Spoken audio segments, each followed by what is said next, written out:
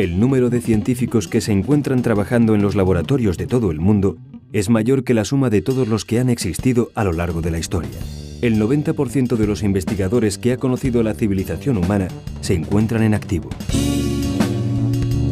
El siglo XX experimentó una expansión sin precedentes en la actividad científica.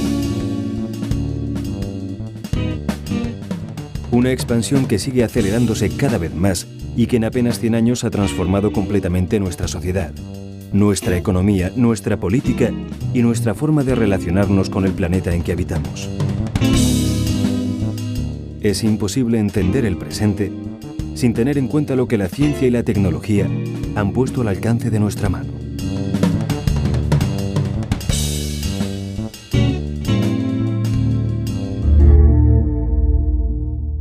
Pero ¿cuáles son los límites de esta transformación? ¿Quién decide las aplicaciones de la ciencia del siglo XXI? ¿Puede nuestra sociedad absorber su rápido desarrollo?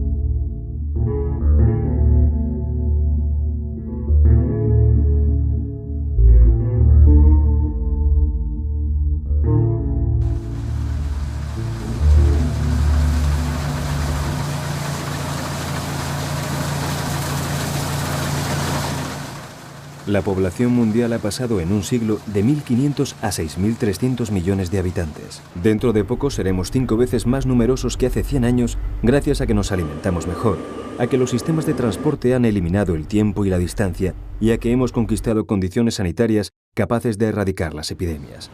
Vivimos más y mejor, arropados por la tecnología que nos rodea. Una tecnología que ha avanzado vertiginosamente a partir del conocimiento alcanzado en disciplinas como la física, la química y la biología.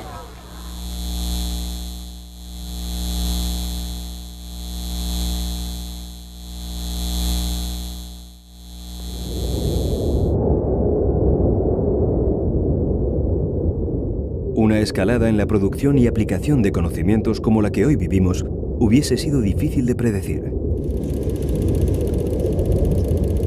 De hecho, a finales del siglo XIX, muchos investigadores aseguraban que solo quedaban algunos detalles por resolver para dar por concluidos los retos científicos. Incluso el director de la Oficina de Patentes de Estados Unidos, Charles Duell, dimitió en 1899 después de afirmar que todo lo que se puede inventar ya ha sido inventado. Tan solo un año más tarde, a las puertas del siglo XX, el mundo comenzaba a cambiar a un ritmo insospechado.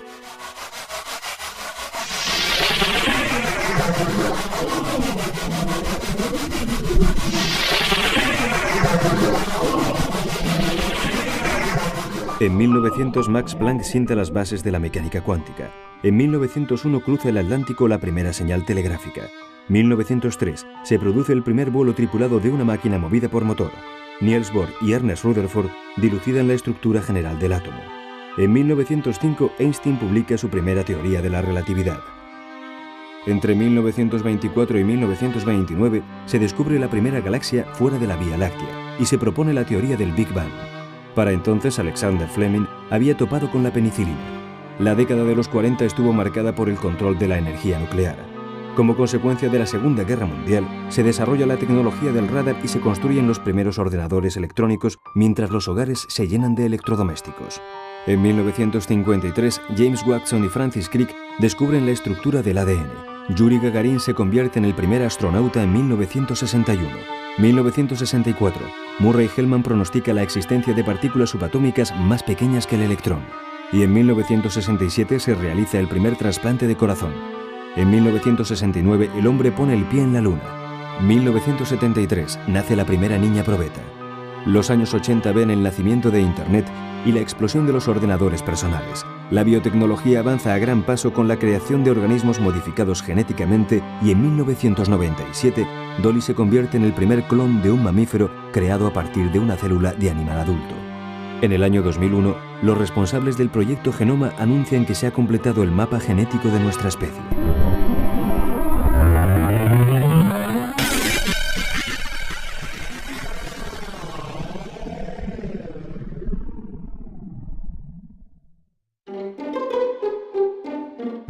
Si los propios científicos hace poco más de 100 años dudaban de que el mundo fuese a cambiar de una forma tan profunda, el trabajo de algunos artistas arriesgaba más en sus predicciones.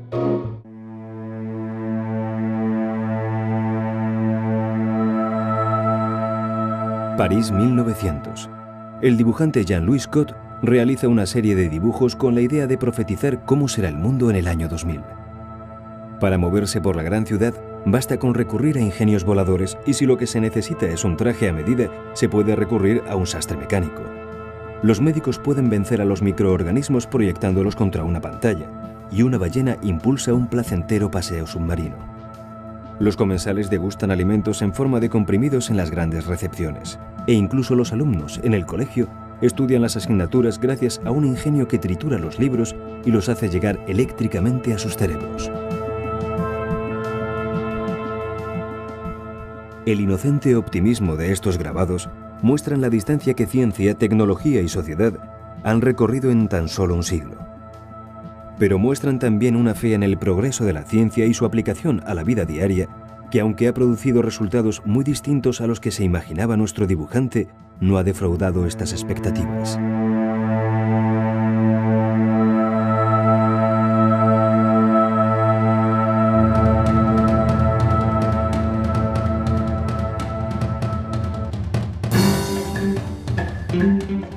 Se calcula que hoy, a comienzos del siglo XXI, la producción de conocimiento se duplica a una velocidad de vértigo. Una media de 15 años es suficiente para dejar atrás la mayoría de los datos en los que se basa la investigación científica. Cada año se acelera la conquista de conocimientos y estamos más dispuestos a recibir un aluvión de innovaciones.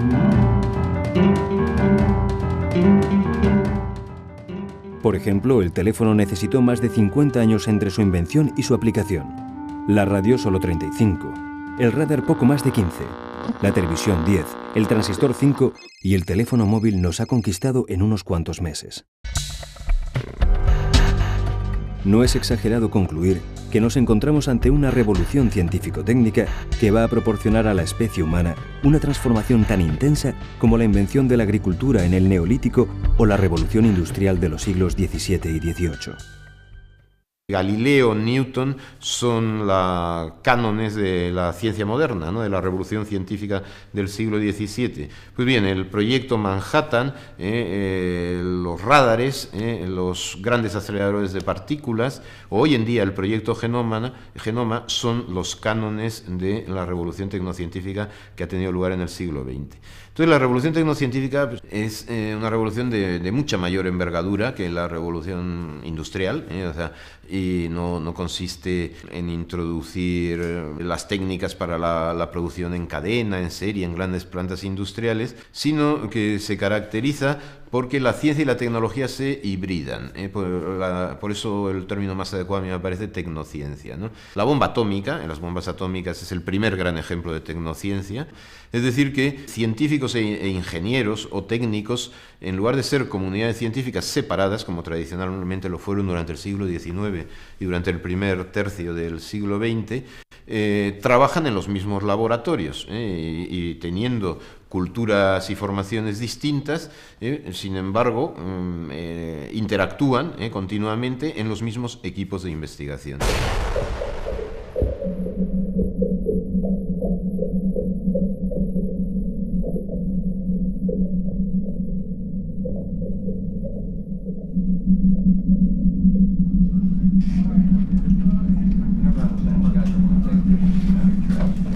Esta revolución tecnocientífica ha sido posible gracias a que por primera vez en la historia se han unido gigantescos medios tecnológicos con los últimos descubrimientos de la ciencia teórica. y comenzó a fraguarse en plena Segunda Guerra Mundial.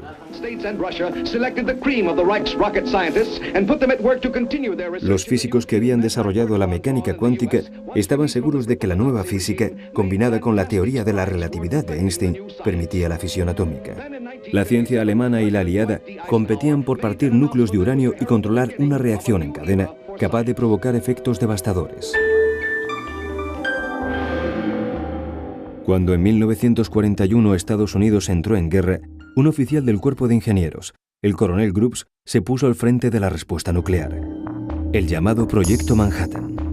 La poderosa industria química estadounidense, con la firma de explosivos DuPont a la cabeza, fue coordinada por el ejército con el fin de llegar a separar isótopos radiactivos. Se levantaron inmensas fábricas para la creación de un reactor nuclear y más tarde una planta de procesado de plutonio en la que participaron millares de trabajadores.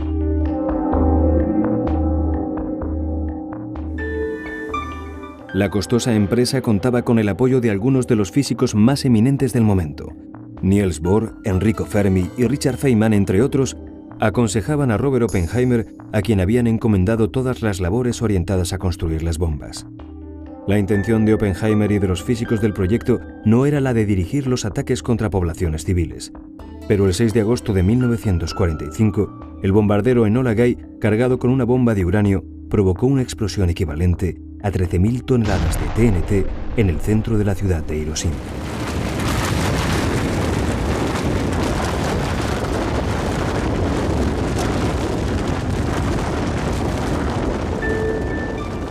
El hongo atómico alcanzó los 12 kilómetros de altura y los edificios situados a un radio de 3 kilómetros de distancia quedaron arrasados. La radiación impregnó a aquellos que sobrevivieron al ataque y 5 años después, el número de muertos llegaba a los 200.000. Las palabras que pronunció Oppenheimer tras el lanzamiento mostraban el desasosiego frente a los resultados. Los físicos habían conocido el pecado. We knew the world would not be the same. Few people laughed. Few people cried. Most people were silent. I remembered the line from the Hindu scripture, the Bhagavad Gita. Vishnu is trying to persuade the prince that he should do his duty, and to impress him takes on his multi-armed form and says, "Now I am become death, the destroyer of worlds." I suppose we all thought that one way or another.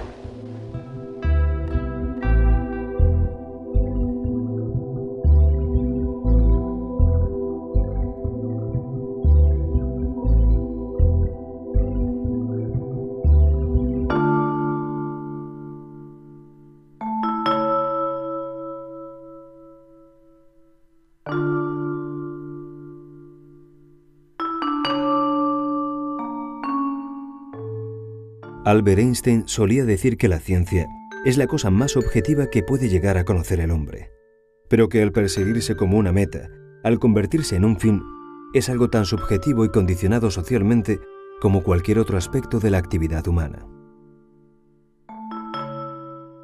Las explosiones de las primeras bombas atómicas pusieron a los científicos frente a una lección ética por primera vez de forma evidente.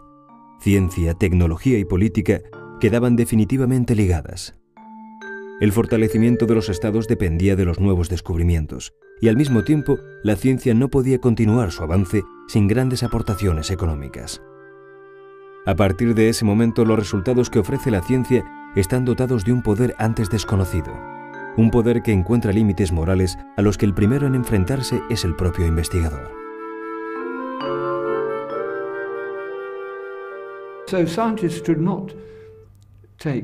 Los científicos no toman decisiones sobre el uso que hay que darle a la ciencia. Por otro lado, eso tampoco les absuelve totalmente de la responsabilidad sobre qué tipo de investigación realizan. Me gustaría ponerme como ejemplo. Habría trabajado durante la guerra en el desarrollo de la bomba atómica si me lo hubieran pedido. De hecho, no estaba cualificado técnicamente para hacerlo. No soy físico, ni estaba en los Estados Unidos, pero trabajé en aviones que salían a arrojar bombas durante la guerra. Y lo hubiera hecho, básicamente porque era muy posible que los alemanes crearan una antes que nosotros. Y creo que hubiese sido desastroso para el mundo si lo hubiesen hecho. Quizá hubiese sido una decisión errónea, pero lo habría hecho. Por otro lado, quedé tremendamente horrorizado cuando bombardearon una ciudad, de forma innecesaria, en mi opinión. Recuerdo mi sensación de espanto cuando ocurrió. Por eso hay cosas en las que no estaría dispuesto a trabajar. No trabajaría en armamento biológico. Creo que es excesivamente peligroso, mucho más peligroso de lo que cree la gente que lo financia. No estaría dispuesto a pasarme la vida haciendo mejoras en armamento biológico. Es complicado, pero son decisiones morales, individuales y difíciles.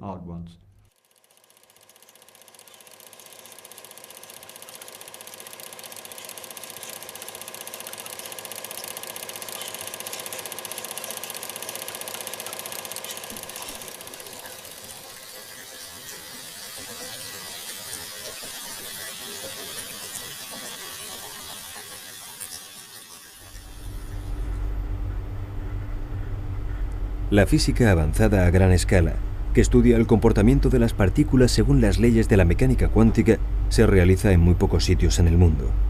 Tras la Segunda Guerra Mundial, el conocimiento del mundo subatómico comenzó a marcar diferencias en el equilibrio político. El prestigio de esta ciencia fue tal que los físicos de las llamadas altas energías no tuvieron problemas en obtener los recursos económicos que necesitaban. Y no eran recursos pequeños, especialmente en lo que se refiere a la construcción de grandes aceleradores de partículas.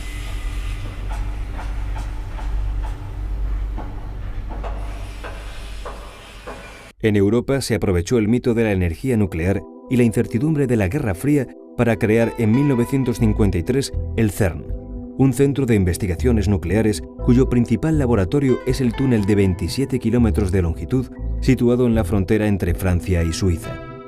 Es el mayor construido hasta la fecha y durante más de 10 años albergó el LEP, un acelerador con el que Europa le arrebató a Estados Unidos el liderato en la carrera de inversiones que perseguían dar caza a las partículas anunciadas por la física teórica.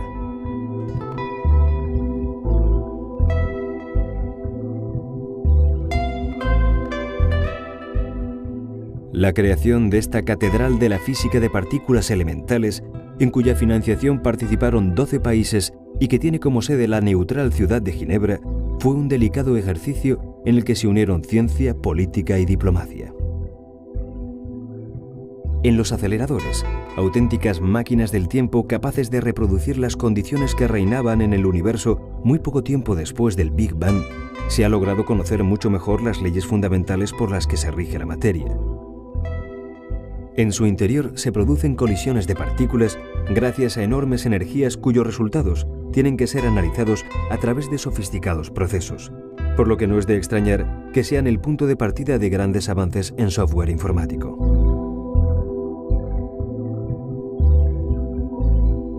Pero con el final de la Guerra Fría empezaron a surgir dudas sobre la necesidad de seguir apoyando estas grandes instalaciones cuyos inmensos costes son asumidos con el dinero público y que se encuentran fuera del alcance de la empresa privada. Hoy la física de altas energías se encuentra en plena crisis. ¿Quién toma decisiones en la ciencia o en función de qué se deben tomar decisiones en la ciencia? Claro, durante mucho tiempo, durante décadas, en esta guerra que no se declaró nunca, no era necesario tomar decisiones muy conflictivas, porque prácticamente todos los grandes programas de investigación científica parecía que eran programas de seguridad nacional. Es decir, el desarrollo de la energía atómica, el desarrollo de la carrera espacial, esto que se ha llamado carrera espacial, el desarrollo incluso de la biotecnología, en fin, realmente, aunque digamos, había una sensación de peligro, de paranoia, que hacía que la ciencia tuviera que desarrollarse en una dirección. Se ha contado siempre, la sociedad norteamericana tenía que devolver el favor a los físicos, dejándoles el favor que les habían hecho con el proyecto Manhattan, dándoles dinero para dedicarse a investigar en partículas elementales, y eso exigía la construcción de aparatos muy sofisticados y muy caros, ¿no?, que son los aceleradores de partículas, etc. Pero en un momento determinado esa historia hace crisis, porque digamos, no solamente la física se desarrolla mucho, se desarrolla la biología, la biotecnología, la química, la física de nuevos materiales, todos estos programas que todos tenemos en la cabeza.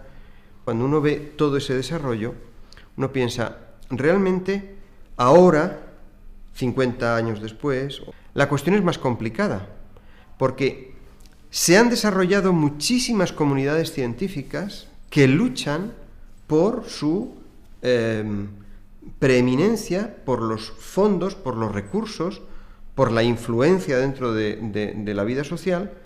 Ya hay muchísimas voces que, digamos, están dispuestas a hacer valer sus razones para conseguir parte de la financiación, que en el fondo es uno de los aspectos fundamentales de todo este problema.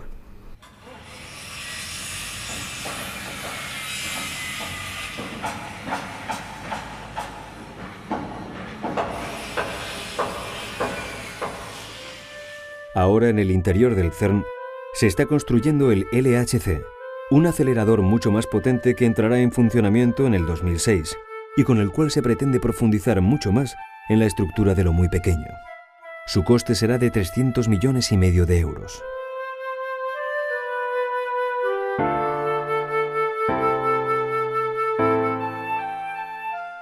Muchos políticos ya no encuentran útil este tipo de inversiones.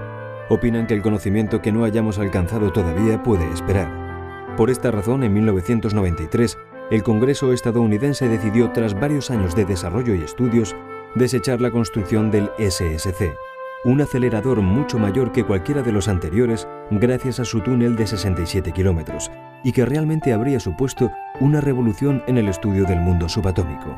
Pero el proyecto suponía un desembolso de 6.000 millones de dólares.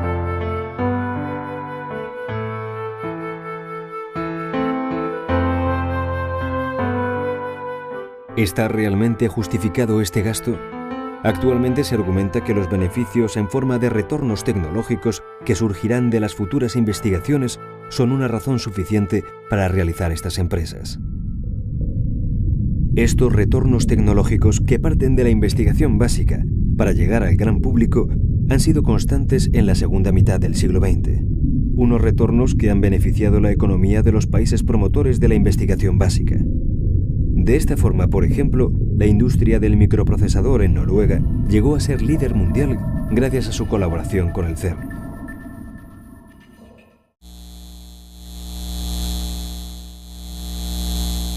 A la vez, otras disciplinas reclaman la misma atención presupuestaria. Disciplinas científicas que se han empresarializado y que dicen ofrecer mayor eficiencia en la búsqueda de beneficios directos y rápidos para la sociedad.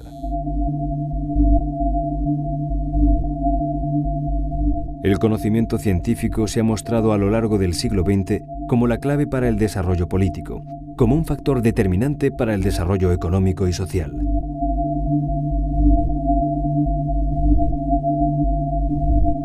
Un conocimiento que hoy se ve obligado a competir por los grandes desembolsos que necesita la investigación básica.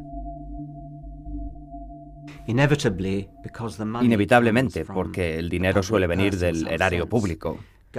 En cierto sentido, los gobiernos o algunos de los organismos subvencionadores tienen la última palabra sobre lo que se va a investigar. Pero si me pregunta, ¿deberían los científicos trabajar únicamente en lo que beneficia a la sociedad? Creo que interpretar eso de una forma demasiado restrictiva sería una lástima. Y afortunadamente los gobiernos y los demás organismos subvencionadores no tienen esa opinión. Admiten que si hubiésemos seguido esa opción en el pasado, los científicos solo hubiesen trabajado sobre problemas que ya se veían con un uso inmediato. Y si solo se hubiese hecho eso, entonces nunca se hubiesen hecho grandes avances en la ciencia. Hay que dejarse guiar por la intuición de los científicos sobre cuáles son los grandes problemas existentes en el universo y que se necesitan resolver, trabajar en ellos, y entonces, tras contestar a dichas preguntas, se producirá toda una serie de progresos científicos y tecnológicos derivados de aquellas. Pero una visión demasiado comercial, demasiado utilitarista sobre las áreas de trabajo sería un gran error. Y la mayoría de las personas encargadas de dar dinero a la investigación científica, por fortuna, lo entienden así.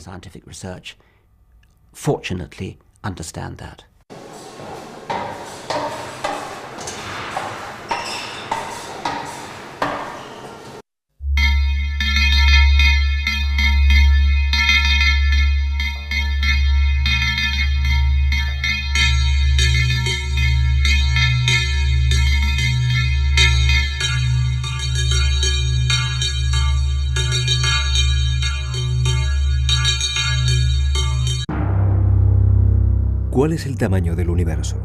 Si tuvo un principio, ¿tendrá un final? ¿Cómo nacen y cómo mueren las galaxias y las estrellas? ¿Podremos alcanzar otros sistemas planetarios? Y más importante aún, ¿hay vida en algún otro punto del cosmos? Los mismos interrogantes que se ha planteado el hombre desde que miró por primera vez al cielo continúan vigentes. Son preguntas que no buscan otra aplicación práctica que la de satisfacer nuestras ansias de saber cómo es el universo que nos rodea. Pero ahora contamos con instrumentos mucho más poderosos que nuestros simples ojos. De hecho, resolver los misterios del cosmos exige telescopios cada vez más grandes, sofisticados y caros, como el Gran Telescopio de Canarias. Con sus 10 metros de diámetro y su avanzada tecnología, será el mejor instrumento para estudiar todo tipo de fenómenos. Un instrumento que nos ayudará a comprender el funcionamiento del universo. Detectar los objetos de menor luminosidad como planetas extrasolares y estrellas marrones. Conocer mejor los procesos de formación estelar y la evolución de los conjuntos de materia fría. Analizar las composiciones químicas de cuerpos muy lejanos o determinar la masa de los objetos compactos como los agujeros negros.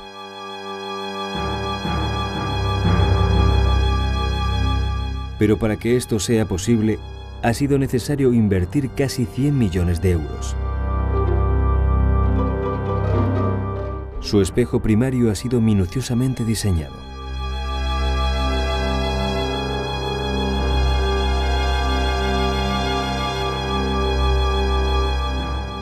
La cúpula está acondicionada para mantener una temperatura invariable durante todo el día. Y el conjunto se levantará sobre un edificio de más de 15 metros de altura.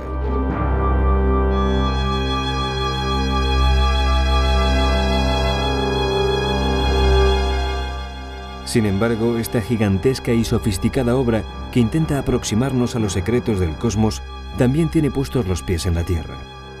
El Instituto Astrofísico de Canarias es el único de los grandes organismos astronómicos que cuenta con una oficina dedicada exclusivamente a los retornos tecnológicos que parten de sus investigaciones. Y gracias a los importantes avances que ha realizado en los procesos de detección, se ha podido elaborar un prototipo de gafas para los invidentes. Sin olvidar el impulso que supondrá el nuevo telescopio para la industria local o los acuerdos con firmas internacionales que garanticen que el flujo de conocimiento y el del capital necesario para conseguirlo discurran en paralelo.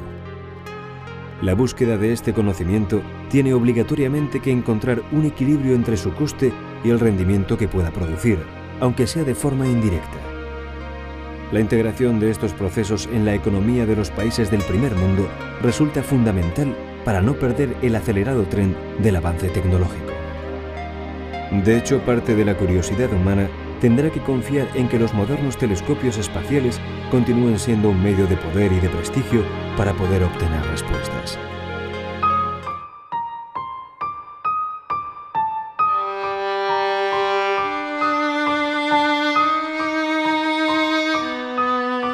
El sueño de la ciencia por sí misma, de la búsqueda de conocimiento para desentrañar los misterios de la naturaleza que nos rodea, persiste en el mundo actual, pero ya no es la protagonista de la investigación del siglo XXI.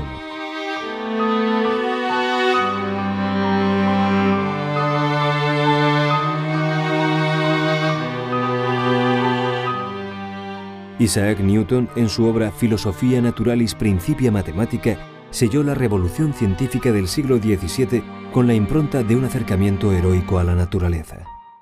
Pretendía encontrar leyes para todo e igualaba ciencia con razón. Debía ser imparcial, desinteresada, una deducción de las causas a partir de los efectos. La ciencia no radicaba en sus descubrimientos puntuales. Su método, el método científico, era la llave del universo.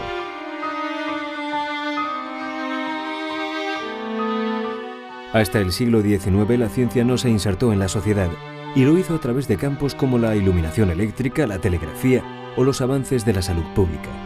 El paso a sociedades cambiantes, globales y vinculadas entre sí se aceleró, y en ellas se ha producido algo que ni siquiera Newton pudo imaginar. La ciencia se ha institucionalizado.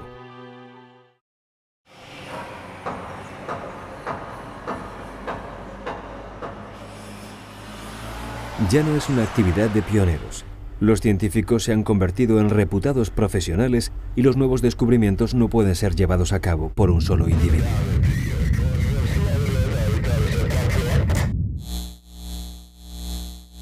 Como resultado, a comienzos del siglo XXI, el recurso económico básico es el conocimiento. El conocimiento es el sostén de los países avanzados, tal y como reconoce el Banco Mundial, y son precisamente la ciencia y la tecnología las variables cruciales del cambio económico y social. Son la clave del desarrollo de comunidades donde el saber científico se ha organizado y burocratizado.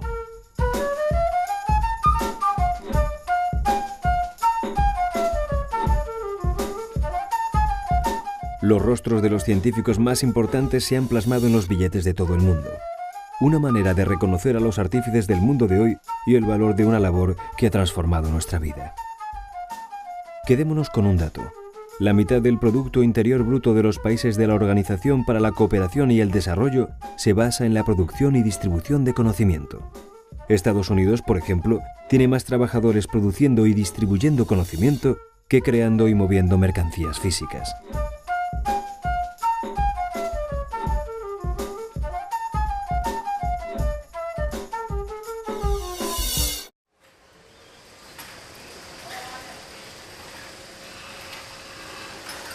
Las grandes expectativas de negocio generadas por la investigación han disparado la actividad tecnocientífica. La actual tendencia a la globalización y la expansión de los mercados internacionales ha relegado la ciencia tal y como la conocían nuestros antepasados más cercanos. Ahora la tecnociencia adquiere formas empresariales y se encuentra profundamente insertada en el mercado.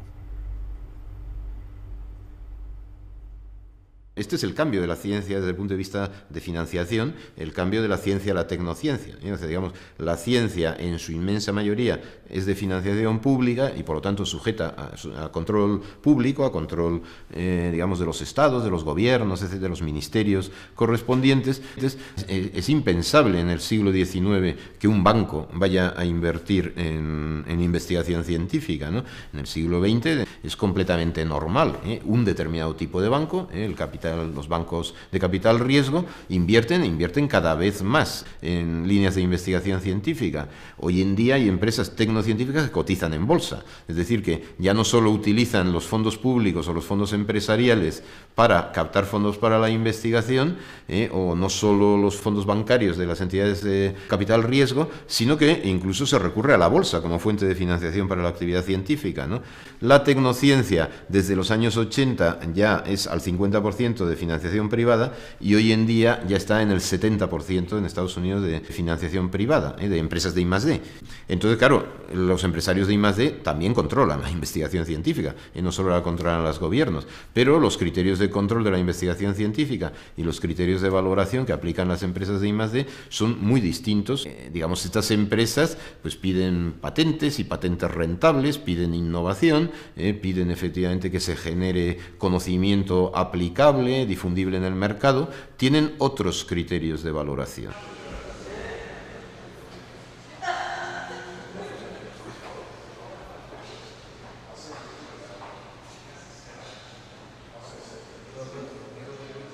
Vivimos un proceso en el que la creación de conocimiento científico aplicable e innovador es impulsado principalmente por organismos privados. Si observamos el porcentaje dedicado por los estados a investigación y desarrollo, veremos que difícilmente pueden competir con las grandes empresas tecnocientíficas. La Unión Europea ofrece como media el 2% de su Producto Interior Bruto en el avance de la ciencia, mientras que Estados Unidos llega al 3%. Son cifras insignificantes si se tiene en cuenta que empresas como Microsoft dedican a investigación y desarrollo el 20% de sus recursos empresariales. No es de extrañar que atraigan a los especialistas más cualificados. E incluso otras empresas invierten aún más.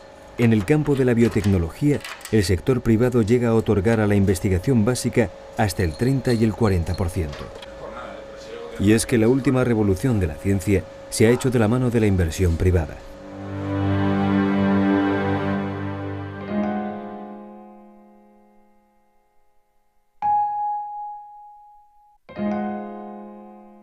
Estas bacterias fueron los primeros organismos modificados genéticamente gracias a genes extraños a ellas.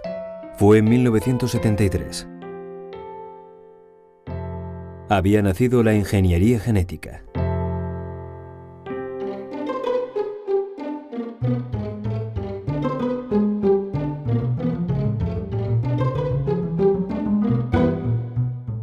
Los humanos ya somos capaces de manipular organismos vivos para producir aplicaciones farmacológicas, alimentarias o industriales. Los primeros en darse cuenta de las posibilidades de esta revolución que estamos viviendo, la revolución de la biotecnología, fueron las numerosas empresas que durante los años 80 hicieron de ella todo un éxito económico en Estados Unidos. Y para conseguirlo reclutaron a los científicos más brillantes en busca de productos que hicieran recuperar la inversión. La ingeniería genética permite sustituir un segmento de ADN de una célula a otra. Al resultado de este proceso se le denomina transgénico y es posible gracias al uso del ADN recombinante.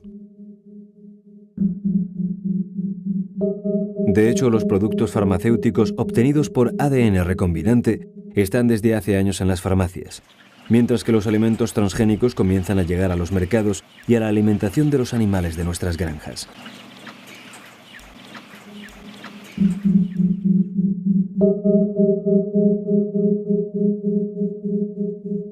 La biología molecular, ahora rentabilizada como biotecnología, puede no solo seleccionar individuos, sino crear nuevas moléculas, nuevos genes, en definitiva, nueva vida. El debate sobre las implicaciones que tiene esta manipulación llegaron con fuerza a la mayoría de la sociedad en 1997, año en que se dio a conocer oficialmente el nacimiento de la oveja Dolly. Ian Wilmut consiguió que un animal se reprodujese de una forma totalmente diferente a la natural gracias al gran avance de este campo. Las células de animales adultos podían hacer un viaje a su infancia y producir un animal distinto pero idéntico genéticamente. Su éxito se debió a la creación de un clon de oveja procedente de células mamarias en estado de hibernación. Este procedimiento se patentó a nivel mundial y está por llegar una dura batalla legal que decida a quién corresponde la propiedad intelectual del método. La intención del Instituto Roslin fue la de conseguir una mejora para la industria ganadera, pero lo que todo el mundo vio en Dolly fue el símbolo de que algo enunciado por la ciencia ficción se hiciese efectivo. La creación de copias de personas, incluso de copias humanas mejoradas genéticamente. De hecho, tras Dolly nació Polly, la primera oveja clónica y transgénica a la vez.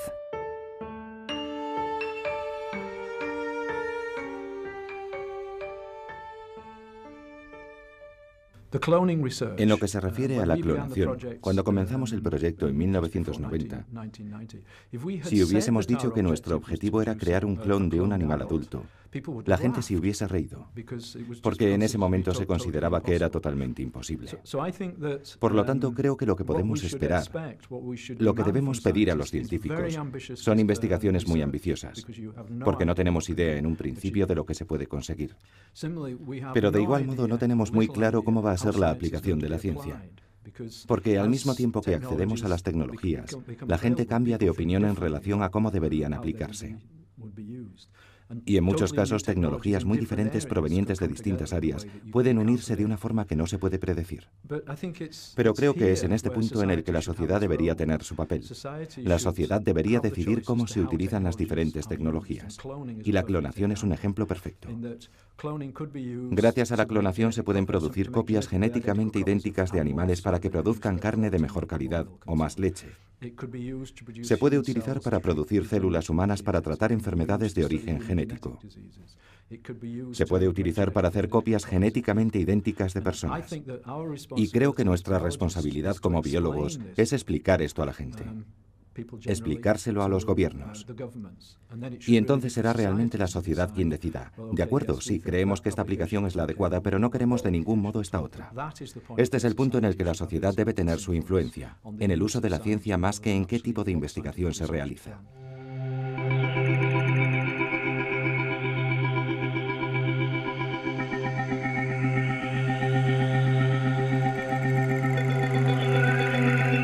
La clonación puede ofrecer un nuevo panorama en la investigación del envejecimiento y el cáncer, ya que se puede comparar las transformaciones en la vida de un individuo clónico con la del organismo del cual parte.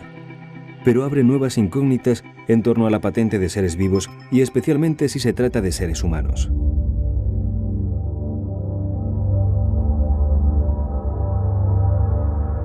De momento, la Oficina de Patentes estadounidense otorgó en 1987 la licencia de registrar animales transgénicos. El primero fue un ratón que portaba un gen humano que produce cáncer y que desarrolló la enfermedad 2 meses después. Y al mismo tiempo, la misma oficina prohibió la patente de seres humanos modificados genéticamente en virtud de una enmienda antiesclavista de la Constitución que niega la posibilidad de poseer seres humanos. Para algunos, estas patentes no son más que una protección legal transitoria. Pero resulta inevitable que el mundo asista asombrado a las enormes posibilidades abiertas por la manipulación de la vida y a la aparición de organismos nuevos, no como fruto de la evolución, sino como consecuencia de operaciones de laboratorio.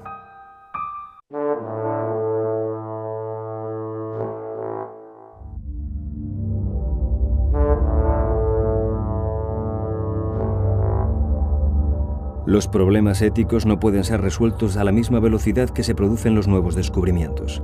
El consenso moral requiere tiempo, se genera por prueba y error y exige discusión, debate e información.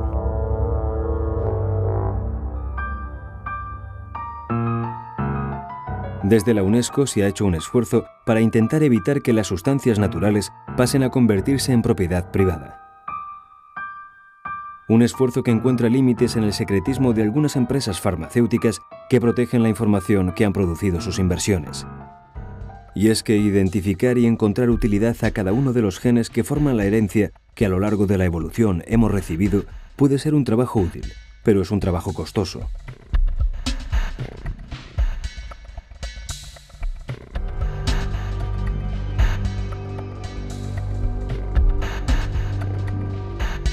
A pesar de ello, ya hemos dado con algunos de los trastornos de origen genético como la artritis, la diabetes o la epilepsia. Para seguir esta búsqueda, lo primero que necesitábamos es la lista completa de todos los genes de nuestra especie.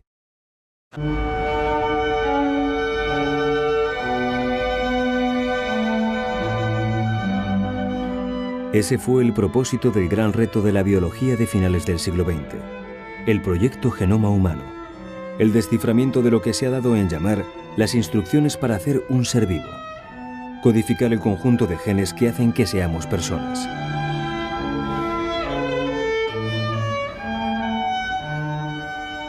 Tras la creación de un organismo internacional liderado por Estados Unidos, el proyecto comenzó a funcionar en 1990. En poco tiempo, la secuenciación de genomas pasó a ser un negocio prometedor. Y prueba de ello es que Craig Venter, uno de los biólogos que inicialmente formó parte del organismo público destinado a cartografiar nuestros genes, creó en 1998 la empresa Celera Genomics, tras descubrir un sistema para descifrar rápidamente nuestro código. Craig Venter puso a trabajar 300 ordenadores al unísono hacia una meta científica que sería imposible alcanzar sin el apoyo de la tecnología. Sus resultados fueron tan notables que se forzó la unión del proyecto público y privado. Ante el mundo, el número de genes secuenciados alcanzaba los 30.000. Y ante el mercado, la cotización en bolsa de la empresa de Craig Venter se disparó. La carrera ahora consiste en saber para qué sirve cada gen y a continuación, si es posible, patentarlo. De hecho, la patente de estos conocimientos y su utilización ha sido la gran polémica que acompañó a este proyecto desde el principio. ¿Debe ser este conocimiento un patrimonio de nuestra especie accesible a todos? ¿O se debe premiar el descubrimiento de la utilidad de un gen y permitir su uso únicamente a las empresas investigadoras? Aquí, en esta gelatinosa masa de ADN dentro de este tubo de ensayo, se encuentra la información necesaria para activar los resortes de la vida, capaces de convertirnos en algo tan complejo y contradictorio como es nuestra especie. La esencia de la vida, la memoria que recoge miles de millones de años de evolución.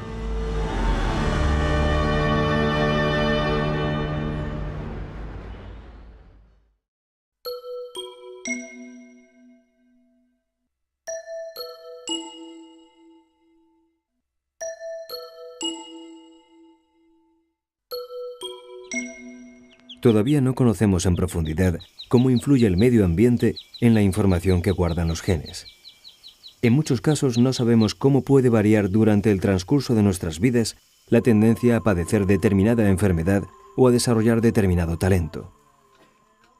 Y lo más probable es que no se encuentre la función de cada uno de ellos hasta finales de este siglo que acabamos de comenzar.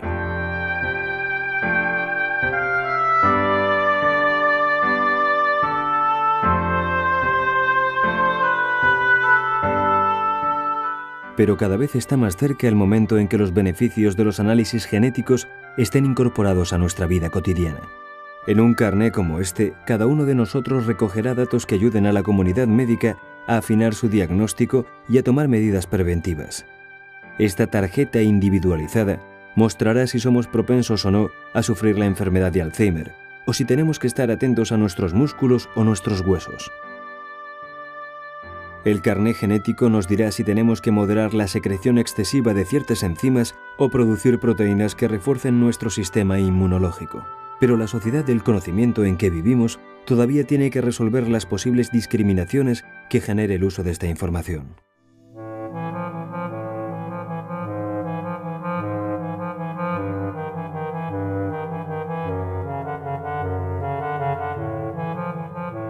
En 1994, una pareja esperaba un nuevo nacimiento.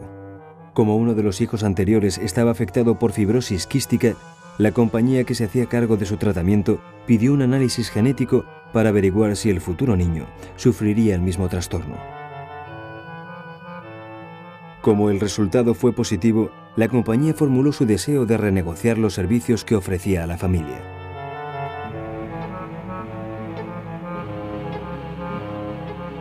¿Debe una compañía aseguradora elegir a sus clientes según los genomas individuales de cada uno? En muchos casos se podrían producir marginaciones intolerables. ¿Y el mercado laboral? Resulta que muchas secuencias de genes son muy delicadas ante determinadas condiciones. Condiciones ambientales que rodean y definen algunos puestos de trabajo. Si las compañías o los estados comienzan a buscar empleados genéticamente resistentes, aptos para el desempeño de sus funciones, podríamos asistir al nacimiento de un tipo de diferencias sociales que hoy desconocemos. Nos encontraríamos ante una clara violación del principio de igualdad, un principio que ha hecho posible las sociedades modernas y que comenzó a impregnar nuestra civilización al mismo tiempo que triunfaba el pensamiento científico.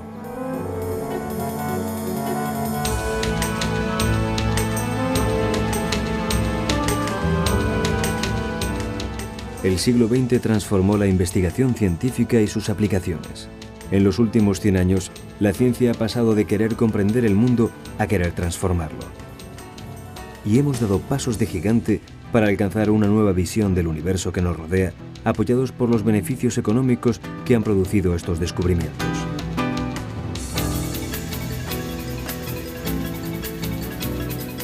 Ahora tenemos que decidir ¿qué va a ser de los grandes interrogantes que se plantea la curiosidad humana? Porque todavía estamos muy lejos de saber cuál es nuestra posición en el universo.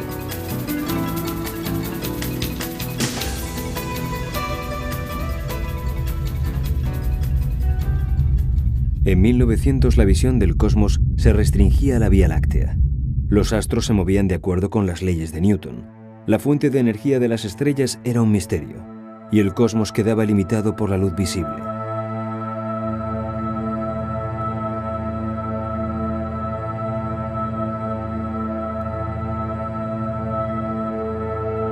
En los años 20, el astrónomo estadounidense Edwin Hubble, gracias al telescopio de Monte Wilson, se dio cuenta de que las galaxias que estudiaba se estaban alejando de la Tierra. Realizó mediciones sobre la velocidad a la que se producía este viaje y pudo deducir que cuanto más lejanas se encuentran de nuestro planeta, su velocidad es mayor. El universo se expandía y la distancia entre las galaxias aumentaba. Fue el inicio de la teoría del Big Bang. Los físicos dedujeron que en el pasado tenían que haber estado concentradas en un punto de masa y energía casi infinita. Y encontramos el inicio del universo. Este punto dio lugar a la gran explosión, el origen del espacio y del tiempo, y tuvo lugar hace 13.700 millones de años. Pero todavía no podemos comprenderlo. Contamos con una teoría muy buena para explicar el comportamiento de los átomos, que es la teoría cuántica. También tenemos una teoría excelente para explicar la gravedad, que desarrolló Einstein, pero carecemos de una teoría que combine la gravedad y la cuántica. Esto normalmente no importa tanto, porque en la mayor parte del universo no tenemos por qué preocuparnos de ambas.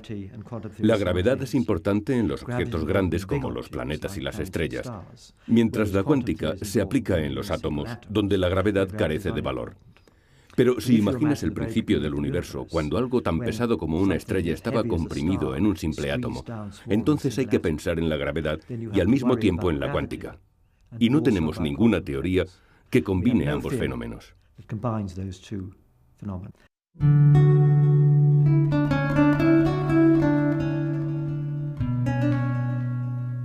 Todavía no sabemos cómo funcionan todos los detalles de la naturaleza que nos rodea. No podemos hacer compatibles las teorías de Einstein con la cuántica, las teorías que han transformado nuestra visión de la vida y del universo, y que son la base del desarrollo de toda la ciencia y la tecnología de hoy. La ciencia, a medida que avanza, transforma el mundo y se encuentra con nuevos retos que no sabemos si podremos superar. En 1996, el periodista científico John Horgan publicó un libro titulado El fin de la ciencia, en el que planteaba una inquietante cuestión. ¿Ha terminado ya la gran era de los descubrimientos científicos? Probablemente tardará mucho en llegar una teoría que cambie radicalmente nuestra visión de la naturaleza, como sucedió con las teorías de la evolución y de la relatividad. La impresión de Horgan es que los grandes marcos teóricos han sido ya firmemente establecidos. ¿Está llegando a su fin la búsqueda primordial del conocimiento del universo y de nuestro lugar en él? Creo que puede que de alguna forma algunas de las teorías comiencen a estar fijas, pero es una parte muy pequeña de todo el área potencial del conocimiento. Por eso creo que todavía hay muchas cosas que aprender de la ciencia. Y estoy pensando en la aplicación de conocimientos. Creo que hay muchos más beneficios que van a provenir de la investigación de los que hemos tenido en el pasado, porque todavía queda mucho por aprender. En biología, nos encontramos empezando a comprender cómo funciona todo. Estamos comenzando a entender cómo los genes determinan a los organismos, pero pretender que lo conocemos completamente no tiene sentido. Y no creo que sea una cuestión únicamente de rellenar detalles. ¿Y el funcionamiento del cerebro? Vamos. Si no conocemos los aspectos fundamentales todavía. Creo que va a haber un momento de cambio en la historia de la humanidad en este planeta. Porque hasta ahora hemos descubierto la actividad de las estrellas, el sistema solar, los orígenes del universo, biología celular, ADN, el mecanismo de la herencia, la inmunología, física de partículas, teoría de supercuerdas, etc. Pero ¿cómo estos conocimientos actúan en nuestras cabezas? Para llegar a realizar este tipo de descubrimientos, eso no tenemos ni idea de cómo se produce. En otras palabras, no sabemos cómo funciona el cerebro.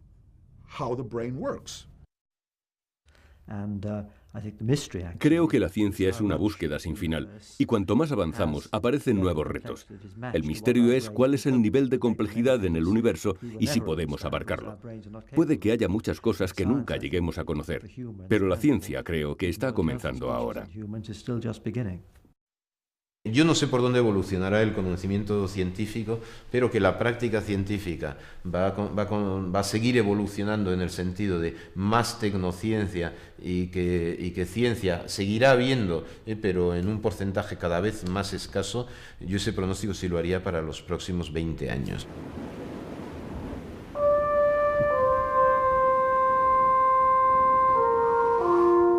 La ciencia tal y como la hemos conocido durante los últimos 100 años está cambiando. Es parte de nuestra vida cotidiana y se ha convertido en el motor del progreso. La expansión de conocimientos es la primera frontera a movilizar y esta expansión se acelera cada día más. En este camino nos encontraremos frente a nuevas sorpresas y también frente a nuevos problemas. El futuro de este viaje en compañía del conocimiento científico, como siempre ha ocurrido a lo largo de la historia, dependerá de todos nosotros.